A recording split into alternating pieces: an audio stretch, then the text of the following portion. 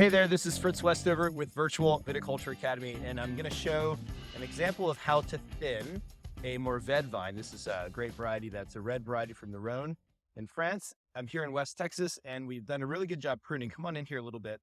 I'll show you a few things. When you prune a vine and leave spur positions like these here, sometimes things come out from old spur positions or old areas where shoots were growing, and the pruner basically took off that shoot and left a little space wood and left maybe a bud on there. So we have to remove, first of all, anything that's coming off the bottom of this cordon. Then anything sticking out of the side. This is what I call the low-hanging fruit here, real easy to get.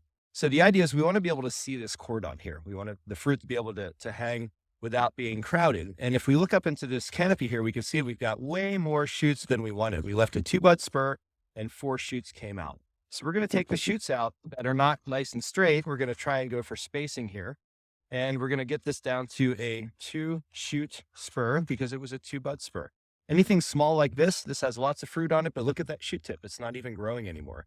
How do I know? Because the leaf is extended beyond the shoot tip. Shoot tips, when they're growing, look like this up here.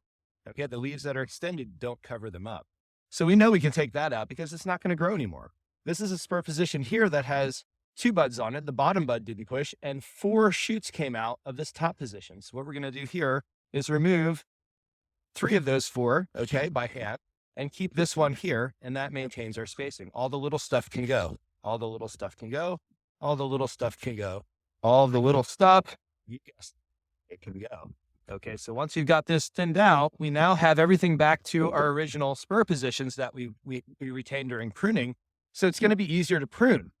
And that's really important because there's a lot of labor that goes into this kind of shoot thinning, but we need to know we're saving that labor by not having to make all of those cuts later. It's very much faster to remove them by hand than it is to cut them off later. This is a shoot that was left down in the bottom here. We do that. And if I go through quickly and just show some shoot thinning, we can show how you can grab the lower hanging stuff here. Anything that's in between the spur positions. These are my 2 spur positions. I'm going to maintain everything clean between there. And that is why it's so important to develop nice, clean spur positions on our vines. We want to make sure that we keep those spur positions developing over a long period of time. If we feel like a spur position is creeping too tall, we can leave a shoot down here as an option to renew it, but I wouldn't do that until I had significant spur creep.